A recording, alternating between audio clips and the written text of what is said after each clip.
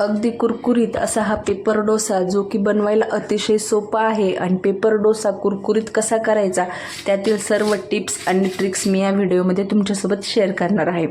तर इथे मी साधारण जो रेशनचा तांदूळ असतो तो तांदूळ इथे वापरत आहे आणि सर्व मेजरमेंट जे आहे एका वाटीने घेणार आहे. तर मी इथे 3 वाटी जे आहे रेशनचा तांदूळ घेतलेला आहे.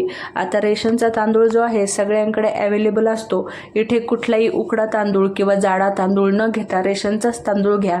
याने डोसे जे आहे मस्त बनतात. त्यानंतर ज्या वाटीने तांदूळ घेतले त्याच वाटीने 1 वाटी उडदाची डाळ घेतली आणि अगदी पाव वाटी जी आहे चण्याची डाळ घेतली. चमच्याने म्हणाल तर 4 चमचे चण्याची डाळ घेतली. त्यानंतर 1 चमचा मेथीदाणे घेतलेले आहे. मेथीदाणे आवर्जून घाला.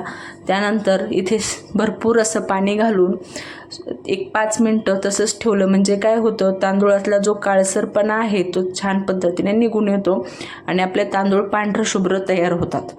त्यानंतर सर्व असे तांदूळ जे आहे हाताने चोळून धुतले. साधारण इथे मी 5 ते 6 पाण्याने हे तांदूळ जे आहे धुवून घेतले. कारण आपल्या सर्वांनाच माहीत आहे, कारण रेशनचा तांदूळ जो आहे खूप काळसर असतो. त्यासाठी इथे मी साधारण 5 ते 6 पाण्याने हे तांदूळ धुवून घेतले. त्यानंतर भरपूर असं पाणी घालून 4 ते 5 तास आपण याला भिजवत ठेवूया. म्हणजे काय होतं, तांदूळ छान पद्धतीने फुगतो. त्यानंतर त्यामध्ये जे आपण डाळी घातलेल्या आहे त्यासुद्धा छान भिजतात आणि ज्यावेळेस आपण हे बॅटर दळायला घेतो मिक्सरमध्ये तर छान अशी फाईन पेस्ट तयार होते. जर या ठिकाणी तांदूळ डाळ व्यवस्थित भिजले नाही तर फाईन पेस्ट होणार नाही, दरदरीत होईल. अगदी 5 तासानंतर पाहू शकता तुम्ही छान पद्धतीने सर्व भिजून आलेलं आहे. त्यानंतर इथे मी पोह्याच्या चमच्याने 3 चमचे पोहे घेतले. पोहे स्वच्छ धुवून त्यामध्ये भरपूर पाणी घालून पोहे साईडला भिजवत ठेवले. आता एक बॅचेसमध्ये हे तांदूळ जे आहे मी मिक्सरच्या जारमध्ये घालून दळून घेणार आहे. तोपर्यंत इकडे आपले पोहे सुद्धा छान भिजतील. तर आहे बघा अशा पद्धतीने. आता यामधलं जे शिल्लक पाणी आहे ते अजिबात टाकून न देता यामध्येच थोडं घालून आपण मिक्सरमध्ये फिरवून घेऊया आणि एकदम फाईन असं हे दळून घ्यायचं. हे बघा अशा पद्धतीने. कारण काय होतं, ज्यावेळेस खडबडीत दळलं जातं तर डोसा खाताना असा टचर लागतो. त्यामुळं दळायच्या वेळेस मिक्सरमध्ये व्यवस्थित काळजी घ्यायची. थोडा वेळ जास्त मिक्सर चालवून छान अशी फाईन पेस्ट करून घ्यायची. तर एका मागोया माग याच बॅचेसने जे आहे मी संपूर्ण दळून घेतलं. शेवटच्या बॅचेसला जे आहे मी इथे पोहेसुद्धा घालून घेतले आणि ते सुद्धा मिक्सरमध्ये दळून घेतले. आता हे सर्व जे आहे 1 ते 2 मिनटं फिरवून आपण हेला जे आहे व्यवस्थित मिक्स करून घेऊया. कारण आपण वेगवेगळ्या बॅचेसमध्ये दळल्यामुळं खालीवर पीठ झालेलं असतं तर ते संपूर्ण जे आहे एकत्रित करून घ्यायचं. आता यामध्ये मीठ वगैरे आत्ताच न घालता अशाच पद्धतीने मी हे फर्मेंटेशनसाठी ठेवणार आहे. आता सध्या उन्हाळा आहे त्यामुळे भरपूर उष्णता आहे, तर आपण नॉर्मल जागेवर जरी ठेवलं तरी छान पद्धतीने फर्मेंट होतं. तर हे पीठ मी किचन ओट्यावर अशाच पद्धतीने ठेवलेलं होतं. शाल वगैरे काहीच पांघरलेली नव्हती आणि तुम्ही पाहू शकता दुपटीने नाही तर तिपटीने हे पीठ जे आहे फर्मेंटेशन झालेलं आहे. अगदी ताटाला लागलंय आणि जाळीसुद्धा पाहू शकता काय सुरेख पडलेले आहे. अजून जर मी साधारण अर्धा तास हे पीठ पाहिलं नसतं तर पीठ जे आहे मला तरी असं वाटतं की खाली आलं असतं किंवा मग उतू गेलं असतं. तर अशा पद्धतीने जाळी न मोडता एकच डायरेक्शनने फिरवत हे पीठ जे आहे मी व्यवस्थित मिक्स करून घेतलं.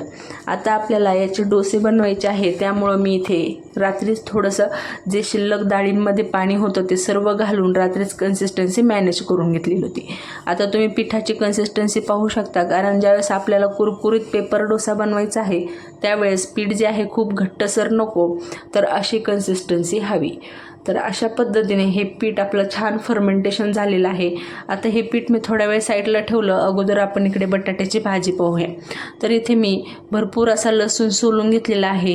20 ते 25 काड्या जे आहे लसूण सोलून घेतला. त्यानंतर काही लाल मिरच्या घेतल्या आणि काही सुक्या मिरच्या घेतल्या. आता तिखटाचं प्रमाण तुम्ही तुमच्या आवडीनुसार कमी जास्त करू शकता. 1 कढीपत्त्याची काडी घातली आणि छान असं दरदरीत मिक्सरला फिरवून घेतलं. तर असा आपला हा मसाला तयार झाला. त्यानंतर कढई तापवायला ठेवली. कढईमध्ये 1 ते 2 पळी जे आहे तेल घातलं. तेल छान तापलं की यामध्ये अर्धा चमचा मोहरी छान तडतडली की अर्धा चमचा जिरे घातले. त्यानंतर 1 चमचा चण्याची डाळ घातली. 1 चमचा उडदाची डाळ घातली. उडदाची डाळ आणि चण्याची डाळ नक्की घाला, स्वाद अप्रतिम लागतो. त्यानंतर एक कढीपत्त्याचे काडीचे जे पानं आहेत ते घातले आणि फोडणी छान अशी खमंग करून घेतली। इथे मी 2 मीडियम साईजचे कांदे उभे पातळ कट करून घेतलेले होते, ते सुद्धा घालून घेतले आणि छान असा आपला कांदा मऊ पडेल इतका कांदा आपण तळून घेऊया। आपल्याला खूप जास्त डार्क किंवा कुरकुरीत न करता हलका मऊ पडेल इतकाच आपल्याला कांदा तळून घ्यायचा आहे। तर मस्त असं खालीवर करत कांदासुद्धा तळून घेतला आणि तुम्ही पाहू शकता कांदा छान पद्धतीने एकदम असा पातळ कट करून घेतलेला आहे, खूप जास्त जाडसर ठेवलेलं नाही। त्यानंतर आपण जे मिक्सरला फिरवलेलं वाटण होतं मिरचीचं लसणाचं तर ते सुद्धा घालून घेतलं। याने काय होतं एक छान मस्त चव येते। त्यानंतर कमी तिखटाच्या मिरच्यासुद्धा 2 ते 3 इथे मी कट करून घेतलेल्या होत्या तुकड्यामध्ये, तर त्यासुद्धा घातल्या, कारण मिरचीचा ज्यावेळेस तुकडा दाताखाली येतो तर चवीला छान लागतो। त्यामुळे इथे मी तिखटाची न वापरता कमी तिखटाची वापरलेली आहे। ही पूर्णतः ऑप्शनल आहे, नको असेल तर नाही घातले तरीसुद्धा चालेल। आता एक साधारण 2 ते 3 मिनटं सर्व जे आहे व्यवस्थित तेलामध्ये परतवून घेतलं। त्यानंतर अगदी पाव चमचा हळद आणि पाव चमचा हिंग घातलं। हिंग आवर्जून घाला, फोडणीमध्ये छान लागतं, खमंग सुवास येतो। त्यानंतर खालीवर व्यवस्थित करून घेतलं, म्हणजे हळद त्यानंतर जे हिंग घातलेलं होतं व्यवस्थित असं मिक्स करून घेतलं आणि इथे मी मीडियम साईजचे 3 बटाटे जे आहे उकडवून आणि हाताने स्मॅश करून घेतलेले होते। आता इथे तुकडे वगैरे न करता हातानेच कुस करून घेतले, म्हणजे काय होतं आता ज्यावेळेस आपण तुम्ही साऊथ इंडियनमध्ये बटाट्याची भाजी जी डोसेसोबत असते ती खाल्ली असेल तर तुमच्या लक्षात आलं असेल की इथे बटाट्याचे जे आहेत तुकडे न करता हलके कुस्करलेले असते, तर त्याच पद्धतीने मी इथे भाजी बनवलेली आहे आणि बटाटे घातले, व्यवस्थित असे मिक्स करून घेतले, खालीवर करून घेतले। अगदी 3 ते 4 मिनटं जे आहे व्यवस्थित मिक्स केल्यावर अशी काहीशी जी आहे आपली भाजी तयार झालेली होती। अगदी चटपटीत अशी ही भाजी तयार होते। हवं तर तुम्ही आणखीनसुद्धा थोडंसं स्मॅश करू शकता आणि एक मिळून अशी आलेली भाजी जी आहे ती तयार झालेली आहे। वरून थोडीशी कोथिंबीर घातली आणि मस्त आपली चटपटीत भाजी जी आहे बटाट्याची तयार झाली। आता ही भाजी फक्त डोश्यासोबत न खाता कधी आपण चपातीसोबत भाकरीसोबत सुद्धा खाऊ शकतो, इतकी चटपटीत लागते। त्यानंतर इकडे आपली भाजीसुद्धा तयार झालेली होती आणि मस्त खमंग सुवास सुटलेला होता, कारण आपण यामध्ये लसूण त्यानंतर कांदा भरपूर असे जिन्नस घातलेले होते आणि भाजीची तुम्ही म्हणजे जी भाजी जी आहे छान अशी जमून आलेली होती, मिक्स झालेली होती। त्यानंतर इकडे डोसेसुद्धा बनवायला घेऊया, कारण आपली भाजी तयार झालेली आहे। तर इथे डोश्याचं पीठ मी परत एकदा व्यवस्थित मिक्स करून घेतलं आणि इथे आता मी इथे मीठ घालून घेतलेलं होतं डोस्याच्या पिठामध्ये, मीठ व्यवस्थित मिक्स करून घेतलं, चवीनुसार मीठ घातलेलं होतं। त्यानंतर एक पॅन घेतलं, पॅनवर 1 चमचा तेल जे आहे सगळीकडे व्यवस्थित पसरून घेतलं। त्यानंतर इथे डोश्याचं पीठ घातलं आणि आता आपण इथे पेपर डोसा बनवत आहोत, तर एकदम पातळ असा डोसा जो आहे पसरवून घेतलेला आहे आणि मधोमध डोसा पसरवताना काय होतं तर मधोमध जो घट्टसरपणा राहतो दाटसरपणा राहतो डोस्याला, तर अगोदर साईडने व्यवस्थित डोसा पसरवला की मधोमधलं जे पीठ आहे एक्स्ट्राचं ते सुद्धा पसरवून घ्यायचं आणि असा रंग आला डोस्याला, वरून जाळी आणि खालून असा रंग सोनेरी तांबूस आला की मग आपला डोसा जो आहे आपण काढायला घ्यायचा। त्यानंतर व्यवस्थित असा ज्यावेळेस खालून डोसा तयार होतो त्याशिवाय जो आहे कच्चा असेल तर काढायचा नाही। ज्यावेळेस खाली जो आहे तळाला असा रंग येतो डोस्याला त्यावेळेसच आपण डोसा काढायचा आणि अशा पद्धतीने कुरकुरीत असा हा पेपर डोसा तयार झालेला आहे। आवाज तर तुम्ही ऐकलाच असेल आणि मस्त असा कुरकुरीत पेपर डोसा तयार झाला।